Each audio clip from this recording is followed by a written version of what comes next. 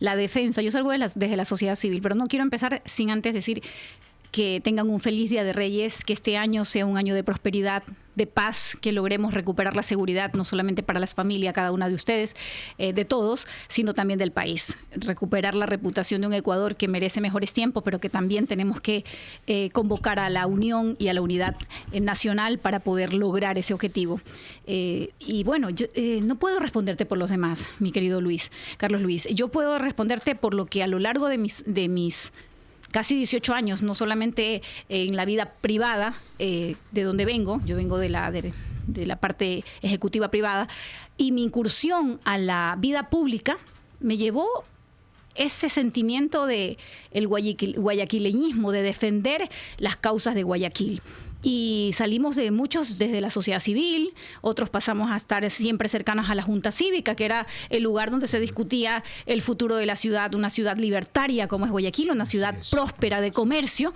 Y ¿qué nos hace diferente? Yo no puedo señalarte por los demás, lo que sí es la convicción y los principios que nos llevan a mover y a no irnos del país. Usted sabe, yo soy casada con un español, yo podría perfectamente haberme ido cuando él me dijo vamos, cuando las personas empezaron a ir hace muchos años. Usted dijo no. No, y esto lo llevo a alusión porque yo sé que muchos... aquí a él. No, él terminó convenciéndose y enamorándose del bolón mixto con harto y extra chicharrón, así que eso fue el motivo por el cual se quedó, no por mí. Pero lo que yo sí quiero decirles es que al final del día... en el 2005, que hubo después de una gran crisis y una caída de gobierno en aquel entonces, mucha migración, pero luego estos últimos años se volvió a repetir, pero el año pasado el número de migrantes hacia Estados Unidos y Europa creció considerablemente. Pero ¿por qué le acoto esto? Porque en el 2005, de 6 hermanos que somos, incluyéndome a mí, 5 migraron. Uno se nacionalizó español, 3 son americanos, y te das cuenta que la migración rompe familias. ¿Cuándo va la gente? Se va del país. No se va porque quiere, no nos vamos porque queremos. La gente empieza a migrar porque las condiciones en el país no son las propicias. Y creo que más allá que hace más de 20 años, cuando se dio esta oleada de migración, se dio como consecuencia de la falta de oportunidad y la economía, la crisis del dólar que ingresaba, la crisis de la depreciación del sucre, hoy los motivos son distintos. Hoy el motivo es la inseguridad. Y la Asamblea, que es una institución que debería ser respetable, es de las pocas instituciones que ya cada vez menos la respetan los ecuatorianos. Por eso es importante que vayan personas serias, personas que hayan cumplido con la gente, honestas. Yo leí ayer, justamente este fin de semana, aprovechando el largo feriado, algunos lo disfrutaron, otros no, porque obviamente la economía familiar no la permite, pero yo no salí a ningún lado, me quedé en casa y leí un libro donde decía 2 cosas que me llamaron la atención. El mejor rol de la prensa es siempre estar en el lado de la oposición del régimen, de los gobiernos, porque entonces defienden a los ciudadanos. A algunos no les gusta eso. Sí. No les gusta, por eso silencian a los medios, pero yo quiero decirles que ese rol lo tienen ustedes como Unión Radio, lo tiene Radio Morena y lo tienen algunas radios y algunos medios que guardan ese acuerdo ético con la población. Incluso cuando usted fue prefecta, nosotros tuvimos oposición en muchas cosas y no recibimos ninguna... Mal haría yo ni alguna respuesta de pronto de los que hoy sí veo por ahí. No. Yo soy muy respetuosa. Es más, yo no entro en la discrepancia ni en el odio. Pienso que en el Ecuador hay tanta violencia que hoy estamos abocados y debemos estar convocados todos a lograr una visión de un país que se recupere a sí mismo, que sane. Que la violencia, los hates y todos estas aldeas digitales que hoy se activan del dinero de los ecuatorianos, se activan para ofender, para transgredir. Yo creo que tiene que empezar a bajar por salud poblacional, porque es la población la que está afectada. Doctora, sin duda alguna, uno de los distritos que más me gusta a mí es el distrito 4, del cual usted es candidata. Es nuestro distrito, como Montubio que somos. Orgullosamente Montubia. En ese marco conozco, claro, sus raíces también, allá del Cantón Colimes, y usted hizo una excelente labor como prefecta del Guayas. Y ya entiendo que la gente está agradecida, los hermanos agricultores. En esa línea... Una vez que llegue usted a la Asamblea, llegar a la Asamblea, ¿cuál va a ser su trabajo principal en esa línea? Bueno, justamente el fortalecimiento de la asociatividad. ¿Qué sucedía y cuál fue nuestra experiencia? Es que las asociaciones estaban divididas y debilitadas porque no tenían ningún tipo de estímulos para estar asociados. Cuando tú les das motivo, la gente se agrupa. Claro, hay muchos gobiernos que no les conviene la agrupación y el fortalecimiento de la sociedad civil a través de las asociaciones, porque entonces se les convierte en una piedra en el zapato. Por el contrario, lo que yo hice cuando estuve en la prefectura fue fortalecerlas. En el momento que se fortalecieron, que se unieron, como ASOGEN, la Asociación Ganadera, a la que siempre les envío un fuerte abrazo también por su cariño, por su apoyo y por quererme cuidar en esta campaña, porque me han ofrecido que me quieren acompañar en todo el recorrido y yo les agradezco y les acepté, por supuesto. Pero ¿qué es lo más importante, mi querido Javier? Es que cuando tú les das un motivo, el motivo es que vas a estar mejor si te asocias, entonces se unen. Pero si durante 20 años y 70 años ellos estuvieron rogando al gobierno central semillas y nunca se les concedió, cuando yo los invité a reagruparse, a asociarse para recibir las semillas gratuitas, certificadas y de calidad, entonces tuvieron un motivo, que era el bienestar de su familia y generar mayor rentabilidad en el bolsillo de sus hogares, cuando la tierra, con una semilla buena, no les producía ya 15 sacos con la semilla rehusada, sino 60, 65 y hasta 80 sacas. Productividad, ya sea de arroz, de sacos de arroz o sacas de maíz. Eso es lo que la gente quiere. Quiere que algo bueno le ocurra en el bolsillo familiar. Quiere no tener que pedirle al vecino prestado o al chulco dinero para poder llevar a su esposa, a sus padres al hospital para que lo chequeen porque está convaleciendo.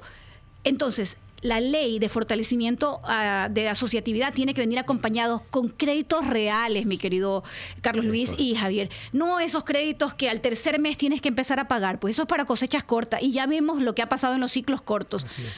Nuestros campesinados, a pesar de tener grandes extensiones de tierra, porque no hay una ley de comuna que ya legalice sus tierras, no pueden acceder a créditos. Entonces, tiene que venir un crédito blando, pero crédito que se pague a 5 años, después de 5 años.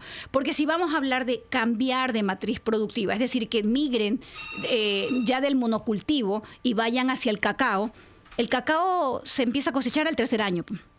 Y para llegar a un punto de equilibrio de poder devolver el pago al Estado por el préstamo, sería el quinto, ¿verdad? Entonces son 5 años de gracia que tienes que darle para que él logre realmente cambiar su economía, su cultivo, ya deje el monocultivo que es el arroz. El arroz y el maíz es lo que tradicionalmente nuestros campesinos siempre han tenido. Correcto. Pero cada vez... Por tradición, y no se trata de que lo cambien de un momento a otro, se trata de fortalecerle sus mismas tierras al tiempo, ciclos cortos para subvencionar su vida, porque ese es el con el cual viven, pero ciclo largo, que empiecen a hacerlo para que puedan adquirir recursos, es decir, mayor recursos, porque ahora en este momento la saca de cacao está a 500, 600 dólares, pero llegó a 800 y hubo un momento en que llegó a 1200. Imagínense una saca, mientras que un saco de arroz, ¿en cuánto está? 45, dependiendo del momento y el consumo. Depende del grano también. Sí, dependiendo del grano. Entonces, esas son las cosas que tenemos que ir a discutir a la Asamblea. Si el campo migra todo a la ciudad, no hay alimentos. Si el campo no siembra, no cosecha, no hay alimentos en la ciudad. Y lo que les ha pasado a los países que no han generado políticas de Estado, leyes que fortalezcan la asociatividad y recursos que vayan aterrizados, derramados para el campo, tienen que empezar a exportar alimentos. Y eso sí es grave. Entonces, nuestro fortalecimiento también en leyes que reactiven los colegios técnicos agropecuarios. Están cerrados. Aquí en Milagro tenemos un gran colegio con todo para poderlo reactivar. No, está cerrado. Entonces, recursos no solamente para la reactivación de créditos blandos, de largo retorno, porque no puede ser dependiendo del giro del negocio, o sea, dependiendo del cultivo. Así es, pero hay un tema. Ya hemos visto que los cultivos de corta cosecha no sacan a las personas campesinas de pobres. no sacan. Y tenemos que empezar a hablar de salida de pobreza. Pero también a nuestros jóvenes del campo no les interesa repetir la historia de sus abuelos y cómo lloran las mujeres en Pedro Carbo, las madres. Nuestros hijos dolorosamente se van y no regresan, porque ya vieron que nosotros no salimos de nuestra casita, de nuestro cultivo y de nuestra pobreza. Y eso es lo que pasa. Por eso es que tenemos que ir de la mano con algo que sea más atractivo, que les represente ingresos de recursos, mi querido Carlos Luis. 8 de la mañana 51 minutos, 8 de la mañana 51 minutos. Estamos con la candidata a la Asamblea Nacional por el Distrito 4, la magíster Susana González, Suma por el 23. movimiento Suma 23. Lo que ha dicho usted, todo es cierto. Pero hay un detalle. En todos los cultivos existe una persona, yo le hablo desde la óptica del cacao, por ejemplo. Es verdad, Taquilicé también conoce del cacao, y Javier, por supuesto, y quienes nos escuchan también. Llegaron y están en precios buenos para el productor. Pero aquí hay personas, 2 o 3 familias, ni siquiera familias, sino personas nada más, que se ponen de acuerdo y dicen no paguemos lo que en el mercado internacional se paga. ¿Cómo a ellos y cómo mirar desde la Asamblea Nacional que se mantenga el precio al que está? Porque hoy sí en el campo, Susana, permítame decirle, hoy sí en el campo, por lo menos en el sector cacautero, se vive una mera felicidad. Pero la expectativa es que se mantenga el precio que hoy se tiene. Yo sé que es el mercado, pero bien se puede, y usted no sé si tiene eso dentro de sus proyectos, establecer que los intermediarios no sean, pues oiga, como están siendo a veces inhumanos, que le dicen, no, pongamos, no, ¿sabe qué? Y se reúnen, hoy vamos a pagar, el precio está en 600, pero vamos a pagar 300. ¿Sabe cuándo se termina eso? Vamos a pagar 200. ¿Cuándo? ¿Cuándo hay decisión política? Cuando los liderazgos locales son fuertes, cuando las asociatividades realmente funcionan y cuando empezamos a tener mesas de líderes visiblemente generando opinión. Ya, ahí se termina. La intermediación es el mal de siempre.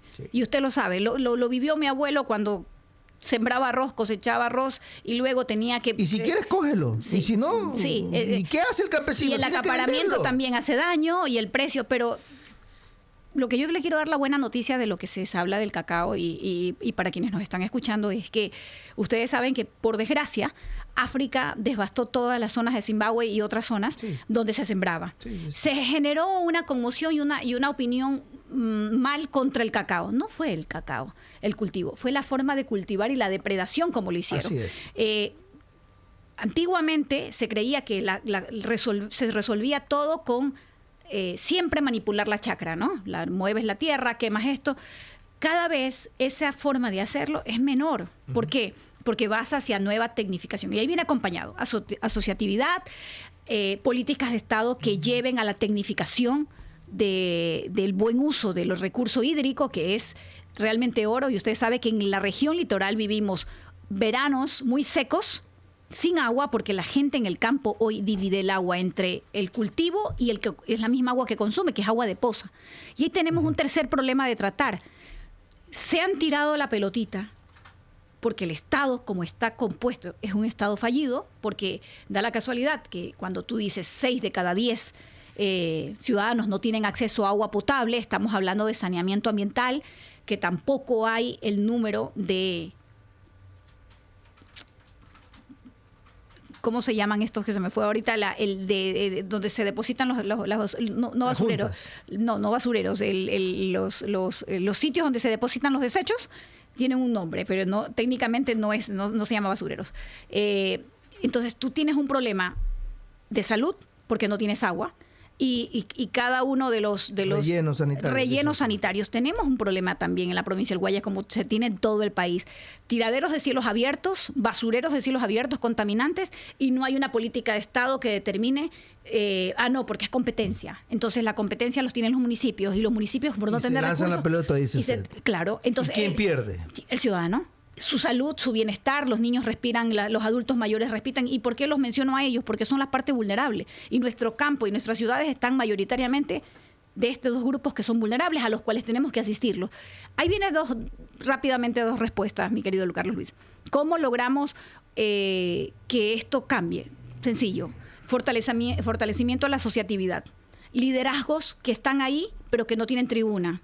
Y ustedes lo conocen. Saben que hay gente que ha aportado toda su vida y están ahí.